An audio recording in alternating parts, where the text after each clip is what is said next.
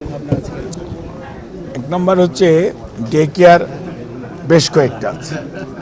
আপনি যেটা বলতেছেন ওটা সোশ্যাল ওয়েলফেয়ারের ডে কেয়ার দুই টাইপের আছে, একটা হচ্ছে প্রজেক্টের, একটা হচ্ছে রেভিনিউ যেটা আছে ইট ইজ অন।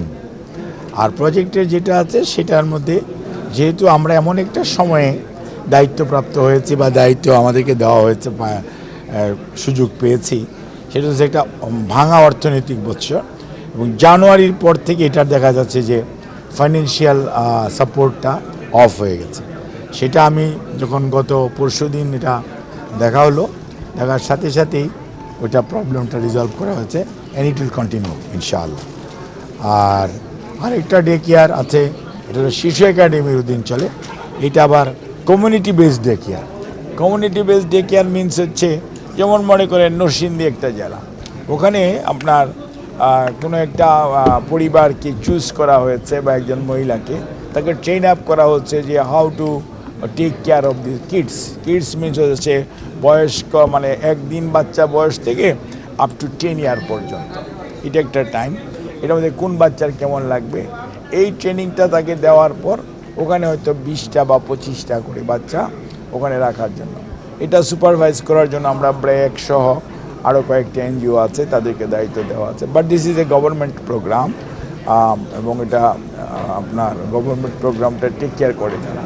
এই প্রোগ্রামটা ফার্স্ট ফেজ হয়ে গেছে, সেকেন্ড ফেজের জন্য আজকে আমরা অবশ্য আবার এটাকেও পুশ করবো সেকেন্ড ফেজে, কারণ ফার্স্ট ফেজের যে রিভিউ রিপোর্টটা বেশ ভালো, যে আউটকাম ভালো, দেখা যাচ্ছে যে এবং এটা একটা সাস্টেনেবল প্রোগ্রাম এবং এটাতে অনেক যারা কর্মজীবী মায়েরা আছে তারা খুব কমফোর্ট ফিল করে তাদের বাচ্চাদেরকে ডে কেয়ারে রেখে যে তারপরে কাজ শেষ করে যাওয়ার সময় নিয়ে যাওয়া।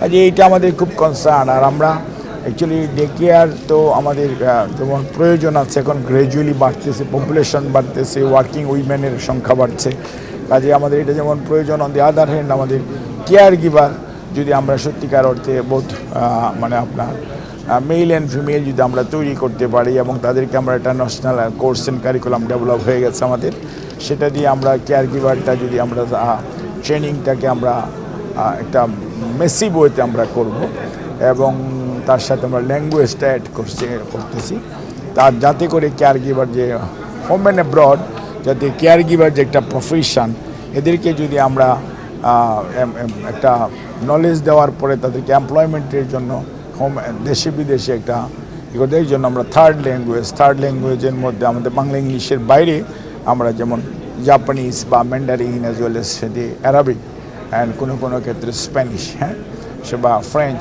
সহ এটা আমরা উই আর ফর্মুলেটিং।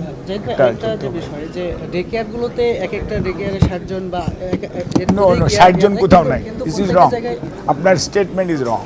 কিন্তু প্রত্যেকের জায়গায় দেখা যাচ্ছে অনেক ওয়েটিং থাকে, মাত্র 10-12 জন বা 15 জন। নো ডে কেয়ার তো আপনাকে বুঝতে হবে যে বাচ্চাটাকে আপনি নেবেন সেই বাচ্চাটাকে পূর্ণাঙ্গ দায়িত্ব নিয়ে সে টেক কেয়ার করতে হবে। কাজে এই ডে কেয়ার ইচ্ছা করলেই আপনি একদম মানে একদম ভরে ফেলতে পারবেন না। আপনার যে ক্যাপাসিটি আছে ইউ নিড টু মানে ক্যাপাসিটির সাথে প্রপোর্শনেটলি নিতে হবে। ডে কেয়ার আমাদের অনেক প্রয়োজন আছে, সেজন্য আমরা ডে কেয়ার এবার আরও বাড়ানোর জন্য চিন্তা ভাবনা করছি এবং ডে কেয়ারটাকে আমরা একটা আমব্রেলার মধ্যে এনে এবং এটা টেক কেয়ার যাতে প্রপার হয়, কারণ ডে কেয়ার তো নিলে হলো না, বাচ্চাটার যদি আপনার আদর যত্ন মায়ের মতো না করা যায় বা তাহলে তো হবে না। কাজে আমরা ওই হয়তো একটু প্রেশার আছে আমাদের উপর যে আরও বেশি বাচ্চাকে এখানে কিভাবে রাখা যায়, কিন্তু সেটা আমরা অ্যাড্রেস করব। বাট আমরা সবকে একসাথে করতে পারবো তা না, বাট গ্র্যাজুয়ালি আমরা ডেফিনেটলি।